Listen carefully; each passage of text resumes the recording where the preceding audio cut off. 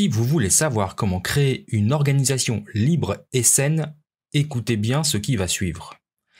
Êtes-vous intéressé par une approche ouverte et transparente du travail? Êtes-vous prêt pour un monde où les droits des travailleurs sont célébrés au lieu d'être étouffés? Apprenez-en davantage sur l'organisation Opal et sur la manière dont elle peut réaligner les objectifs, les personnes et l'argent. Dans le paradigme de l'Opal, l'organisation repose sur 3 piliers, l'objectif évolutif, la globalité et l'autogestion. Selon les mots de son créateur Frédéric Laloux, aucun groupe humain n'a jamais été capable de créer un système de survie qui n'entretient pas un profond respect pour nos émotions et nos valeurs. Dans l'organisation Opal, les membres décident eux-mêmes de la manière dont ils travaillent ensemble. J'ai parlé à beaucoup de personnes qui s'intéressent à la découverte de soi, à la pleine conscience et au bonheur au travail. Pouvez-vous deviner ce qu'ils ont tous en commun ? Eh bien, c'est ce que vous allez découvrir dans cet épisode. Bienvenue dans le podcast des leaders holistiques. Je suis Christophe, créateur du site leLeanManufacturing.com et de la formation Culture Lean, votre expert en leadership, excellence opérationnelle et lean management depuis plus de 25 ans. Ce podcast est pour vous si vous êtes attiré par le leadership, le développement personnel et la spiritualité. Si vous avez besoin de mieux équilibrer votre vie privée et votre vie professionnelle. Si vous avez d'importantes responsabilités professionnelles et que parfois cela affecte votre vie privée ou inversement. Si vous voulez devenir un leader serviteur, bienveillant, humaniste, éthique et intuitif, si vous voulez développer un leadership avec une approche globale, intégrale, holistique, basée sur votre corps, votre cœur et votre esprit, pour le bien de vos proches et de la communauté, alors vous êtes au bon endroit. Que vous soyez un homme ou une femme, directeur, manager, leader expérimenté ou pas, coach accompagnant des dirigeants, je vous remercie de passer ces quelques minutes avec moi aujourd'hui. On y va, c'est parti! Dans son livre, Frédéric Laloux décrit les 5 stades de l'évolution des organisations. Donc ce fameux livre qui est en français, mais dont le titre est en anglais, Reinventing Organizations, donc réinventer les organisations. Dans ce livre, Frédéric Laloux nous décrit son concept des organisations Opal. Mais avant d'arriver à l'organisation Opal, il y a 5 stades d'évolution. Comme nous avons parlé des 5 stades d'évolution du leadership dans un épisode précédent qui était consacré au leadership intégral, Laloux s'est fortement inspiré du travail du philosophe Ken Wilber pour décrire les 5 stades d'évolution des entreprises. Donc nous avons le premier stade qui est le stade impulsif, le stade rouge, qui lui instaure la division des tâches, il instaure le pouvoir absolu du chef autocratique et brutal régnant par la peur. Donc ça correspond à des organisations de type mafieuse ou de type militaire, on va dire ancienne, où tout est géré par le pouvoir, la peur et le chaos. Donc on appelle ce stade rouge le stade impulsif. Les révolutions clés sont la division du travail, l'autorité, et les caractéristiques de ces organisations, c'est le chef qui va exercer un pouvoir sans relâche afin de garder ses troupes dans le rang et puis de garder sa propre position, bien sûr. Il va gérer la peur. La peur, c'est le ciment de cette organisation rouge. Alors, l'avantage, c'est que c'est une organisation très réactive, mais très court-termiste, et ce sont des organisations adaptées aux environnements chaotiques. Elles n'existent normalement plus dans le monde occidental, mais on peut encore l'en trouver dans des endroits un petit peu moins démocratiques, on va dire. Donc ça, c'est le premier stade d'évolution. Le deuxième stade, c'est ce qu'on appelle le stade traditionnel ou ambre, la couleur ambre. Lui, il instaure des processus reproductibles et des organigrammes stables. Il est dominé par des chefs disposant d'une autorité formelle soutenue par des règles tout aussi formelles. Donc dans le monde des organisations ambre, on est conformiste. On est basé sur des rôles officiels et sur des processus. Les rôles sont très définis au sein d'une hiérarchie pyramidale.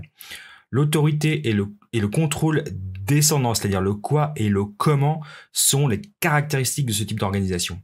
On va valoriser la stabilité garantie par des processus rigoureux. Alors, des exemples, on en a encore dans notre culture occidentale. On a typiquement l'Église catholique, qui est basée sur ce type d'organisation ambre, les organisations militaires anciennes, et puis bon nombre d'institutions publiques, comme les écoles, les universités, etc., où on est encore dans des structures très hiérarchiques de type conformiste ambre.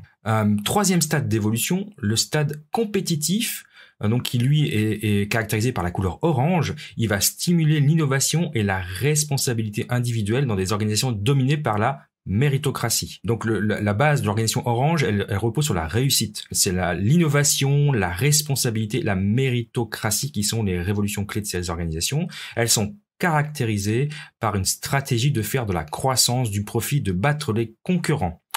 L'innovation est gérée par un service dédié et le management se fait par objectif, les décisions et les vérifications du quoi, donc les évaluations annuelles typiquement. Ce type d'organisation très répandu encore actuellement, ça correspond à tous les grands groupes multinationaux et la majorité des entreprises en France en tout cas sont à ce stade. Et je pense que vous en connaissez tous et toutes. Enfin, le stade intéressant, le stade vert, le stade pluraliste, qui lui va promouvoir l'autonomisation, la culture des valeurs et le respect des parties prenantes. Mais avec une petite difficulté à prendre efficacement des décisions collectives. Mais n'empêche que ces organisations vertes sont les organisations lean, ce sont les organisations agiles, qui sont basées sur le pluralisme, sur l'autonomisation des collaborateurs et des équipes, sur la culture et la valeur et la concertation. On a une hiérarchie autour d'un leader, avec un business model qui est très orienté client, donc là on est parfaitement dans le concept lean. L'accent est mis sur la culture et l'autonomie afin d'obtenir des salariés un engagement extraordinaire. Et les membres de l'entreprise vont s'écouter et s'entraider. Des exemples, hein, j'en ai quelques-uns en tête. On a Ben & Jerry's, on a Starbucks, on a en France Michel et Augustin. Et puis beaucoup de startups sont basées sur ce type d'organisation. Moi, j'ai travaillé dans ce type d'organisation quand j'ai travaillé dans la microélectronique. On était entre le lean et le agile. Voilà, donc c'est un des stades les plus développés, bon, qui commence à être quand même assez courant, mais qui ne représente hélas pas la majorité des organisations. Et enfin, l'organisation Opale, qui est donc le stade d'évolution ultime, jusqu'à ce qu'il y en ait un prochain, parce que il n'y a pas de raison que ça s'arrête. Le stade évolutif Opale voit le monde comme le lieu du déploiement individuel et collectif. Donc c'est une organisation inclusive. Donc elle est basée sur le leadership intégral. Les valeurs sont la confiance, l'intégrité et la liberté de s'adapter. La stratégie, est de créer de la valeur et de s'adapter à l'environnement en répondant à ses besoins. Les fonctions support sont réparties dans des petites équipes qui s'auto-managent. Les concurrents et les idées opposées sont vus comme des alliés. Hein, on n'est plus dans le côté concurrentiel. On voit ça comme des alliés, comment on peut s'inspirer d'eux, comment on peut s'entraider. Ce sont des organisations adaptées aux environnements complexes. Alors des exemples d'organisations, d'entreprises, beaucoup moins connues évidemment. On a Buurtzorg, entreprise hollandaise de soins infirmiers. On a AES, on a Morningstar, on a Favi. Donc ce type d'organisation existe et évidemment elles sont très rares. Donc l'entreprise Opale, elle renvoie au dernier stade de l'évolution organisationnelle et humaine évoqué donc par Frédéric Laloux dans son livre Reinventing Organizations vers des communautés de travail inspirées qu'il a publié en 2015.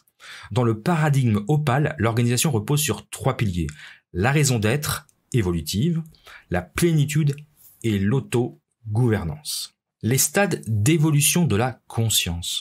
Pour conceptualiser le modèle Opale, Laloux s'appuie sur la spirale dynamique que nous avons évoqué lors du podcast précédent sur le leadership intégral.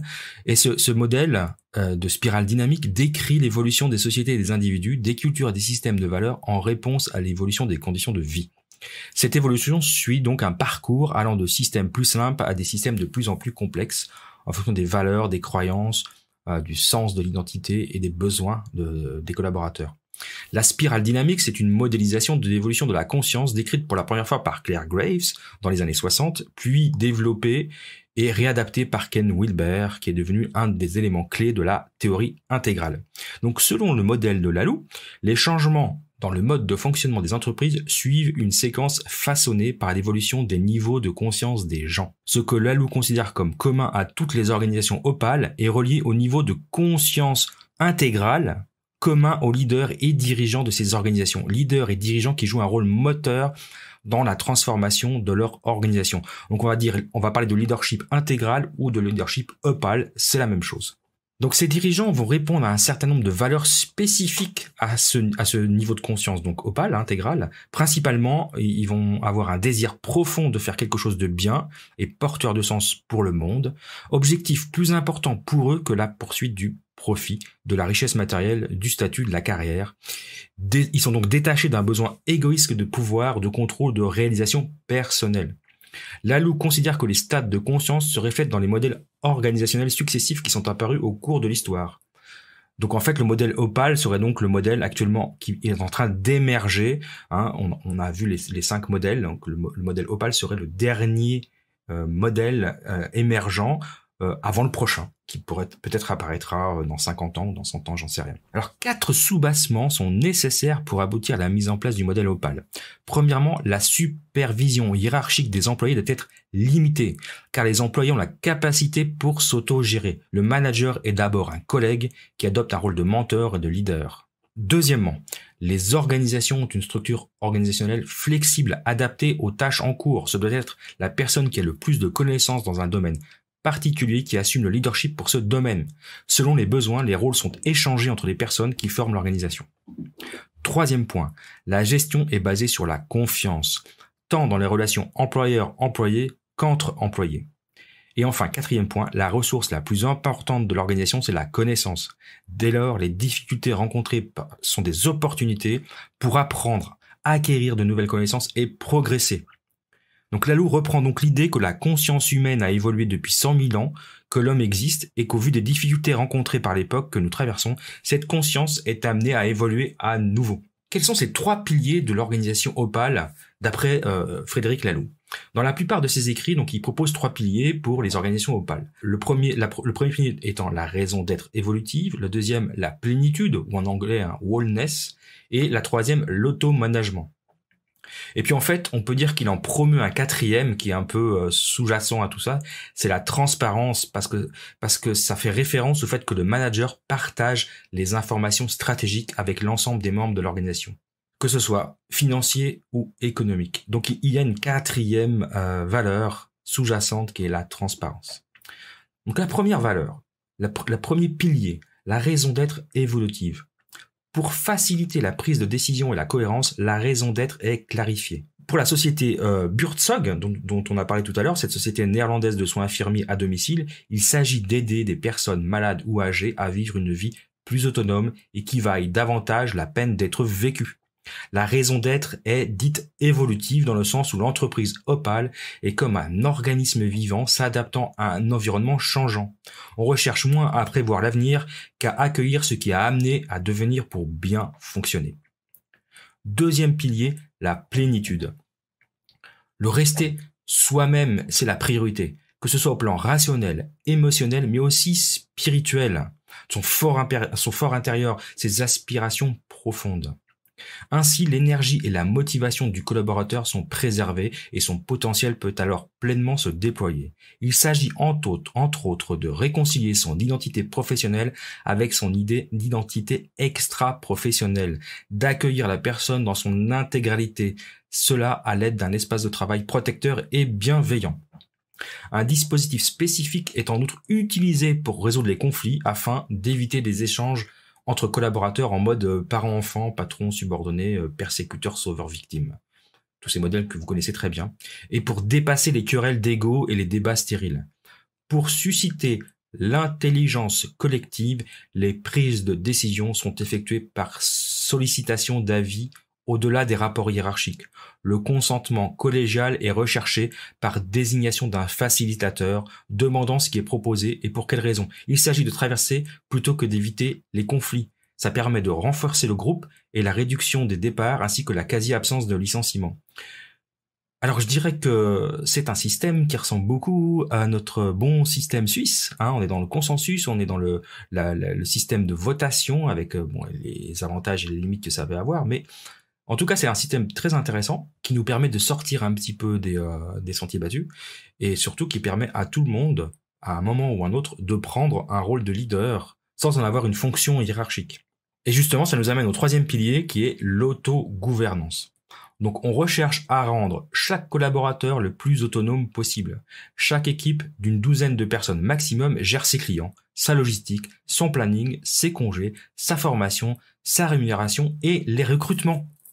Les fonctions support, gérées par le siège, donc tout ce qui est RH, marketing, finance, achat, logistique, sont réduites au minimum et c'est l'auto-gouvernance qui est priorisée par la confiance et la responsabilisation.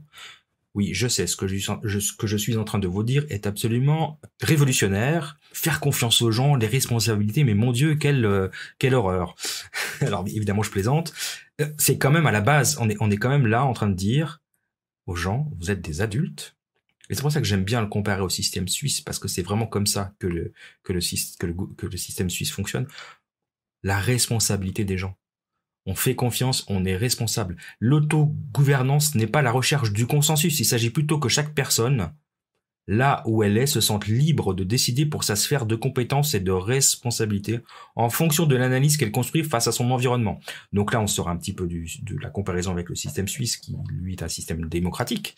Là, on parle de prendre le leadership dans un domaine de compétences qui est le nôtre. On va pas aller s'exprimer sur un point de vue marketing si on n'a aucune compétence ou connaissance en marketing. Par contre, on peut aller participer à un groupe et apprendre. Donc voilà, les 3 piliers. Et donc le 4e, j'en parlais en tout début, qui est la transparence, parce que ça implique en effet une complète transparence de la stratégie, des finances, de la vision de l'entreprise vis-à-vis de tous les collaborateurs. Et je trouve que c'est extraordinaire. Donc là, on est dans une organisation qui est faite pour un leader holistique. On peut l'appeler intégral, opal, holistique. C'est un peu, finalement, c'est assez similaire.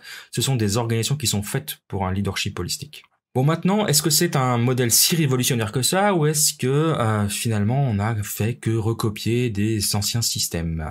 C'est un peu la question que Jessica Prentice a soulevé, puisqu'elle considère que l'entreprise Opal est quelque chose qui n'est pas quelque chose de nouveau, contrairement à ce que dit Lalou, et qui n'a pas été inventé par une poignée de visionnaires blancs, occidentaux, américains, européens. Elle dit, écoutez, si vous regardez les tribus natives indiennes de la Californie, ces tribus avaient comme particularité de considérer les individus dans leur plénitude, de s'appuyer sur l'autogouvernance et d'avoir une vision du monde où la préservation des ressources sur le long terme avait toute sa place.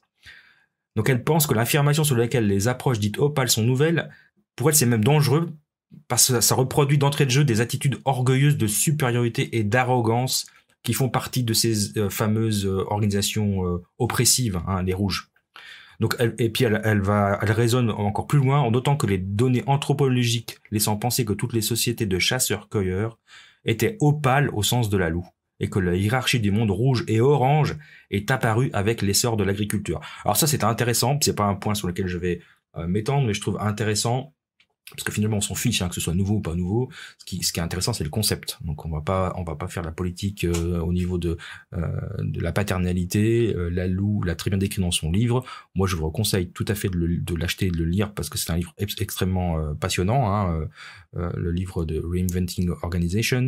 Maintenant qu'il est pas tout inventé ou qu'il ait repris le fonctionnement des tribus natives de Californie, pourquoi pas? Moi, ce qui m'intéresse, c'est le concept avec les 3 piliers dont nous avons parlé, qui sont la raison d'être évolutive de l'entreprise, la plénitude pour les employés et l'autogouvernance pour les équipes et les collaborateurs.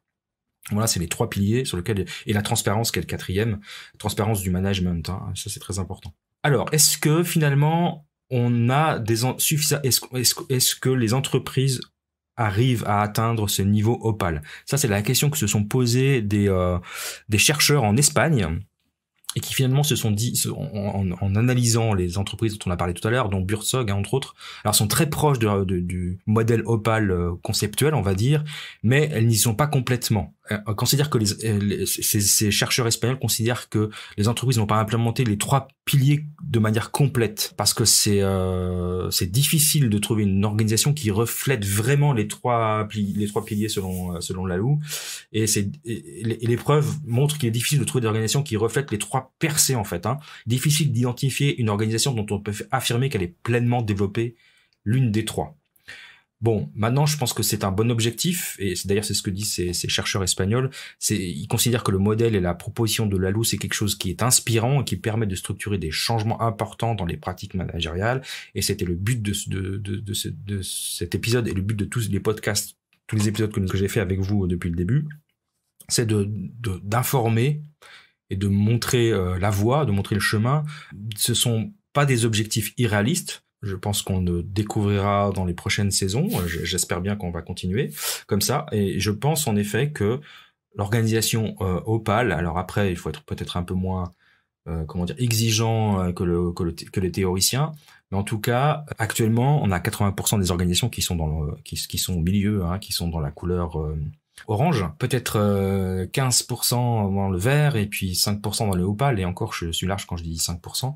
Donc déjà, si on pouvait basculer et faire évoluer les organisations du orange, c'est-à-dire des entreprises où on parle de profit et on manage par objectif, vers du vert, on est plus sur quelque chose de lean, agile, autonomisation, etc.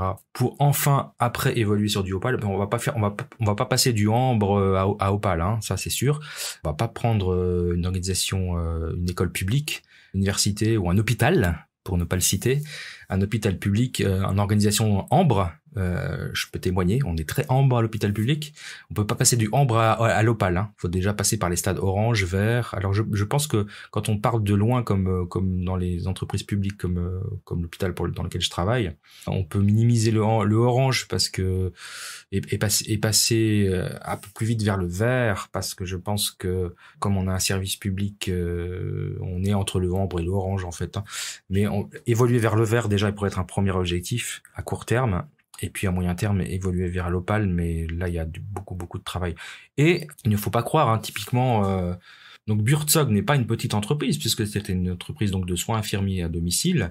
Elle comptait en 2020 10 000 infirmiers et elle traitait 65 000 patients aux Pays-Bas. Donc ce n'est pas une petite entreprise, elle est en organisation opale, en tout cas très très proche, puisqu'elle est autogérée, autogouvernée, elle est responsabilisante, responsabilisée.